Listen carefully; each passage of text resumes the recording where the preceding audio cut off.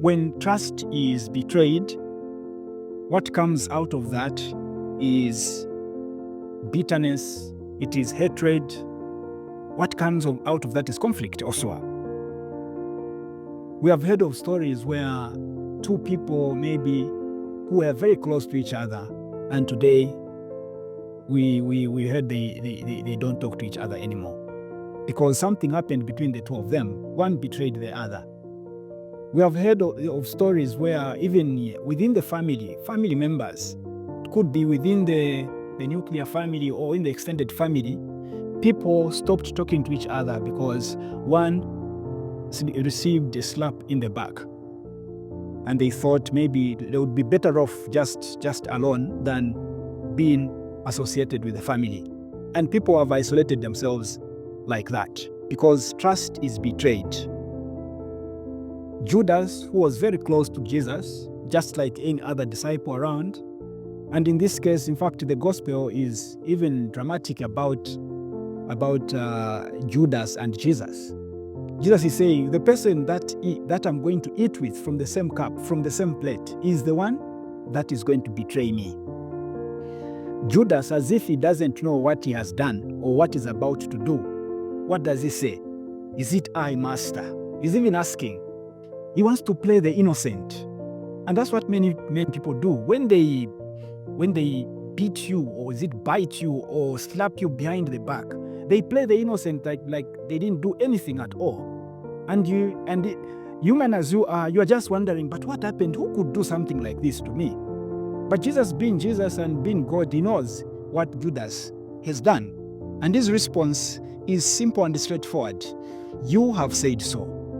Jesus confirms in the presence of the other disciples what Judas has done. You have said so. I'm sure the other disciples, the gospel doesn't tell us, but the other disciples should have been very disappointed with Judas. Immediately Jesus says, you have said so. They should have been looking at Judas and like, but what have you done? What exactly did you do? How can you do something like this? Because we have been around the Master all this time and we've been serving with him, and we've been, his disciples. We've been schooled by him. And this is what our Master receives from you in return. You go to the enemies and you have received money to sell our Master. But this is something that reflects the reality that we live in ourselves, or maybe the reality that we live with ourselves in our times today. That you do have people in your life that, for whatever reason, could have also sold you out to your enemies, if you have enemies, to some people, maybe some people that didn't like you for some reason, and somebody went there and gave them even more ammunition to strike, to hit at you. And then you are left there wondering, but how could somebody I was close to, somebody that I confided in, how could they go and become a loudspeaker for my issues to be broadcasted to the world? That's why you have to be very careful with people that you refer to as best friends. This is my best friend. This is my personal diary. This is the person that knows the things that I do, the things that I go through. It will just take one issue, one moment, and your personal diary will become your loudspeaker.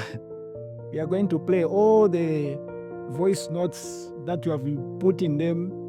They will play everything that you have told them, and they will publish those things somewhere. And you'll be like, but this one has betrayed my trust. I thought we were close. I thought they could.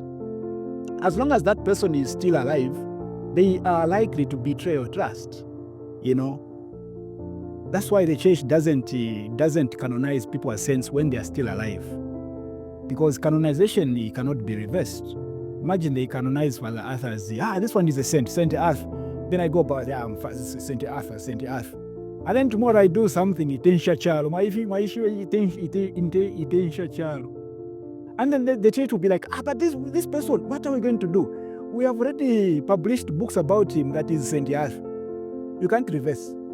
So as long as Father Arthur is still alive, he still has the possibility to shock the world.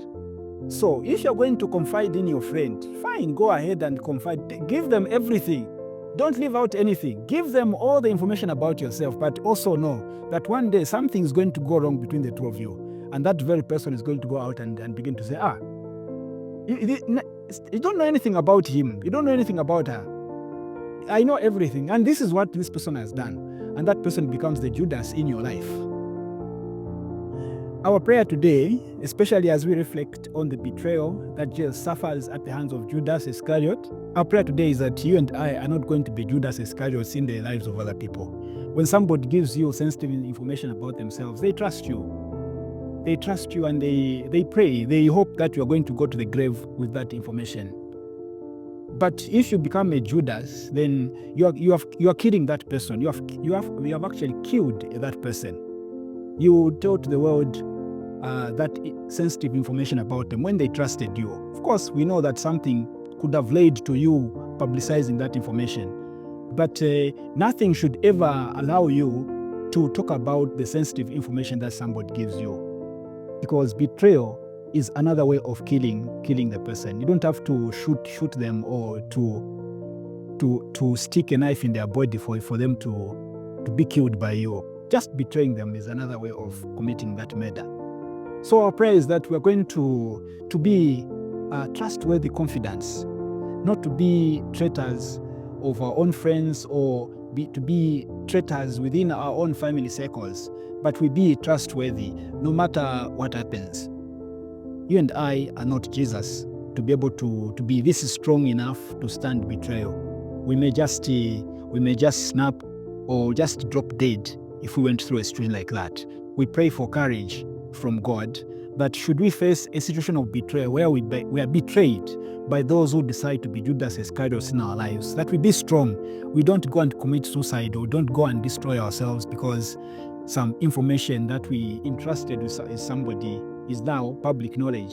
But we just allow ourselves to go through that feeling, the feeling of hurt, and by God's grace, we may just come out stronger than we were before.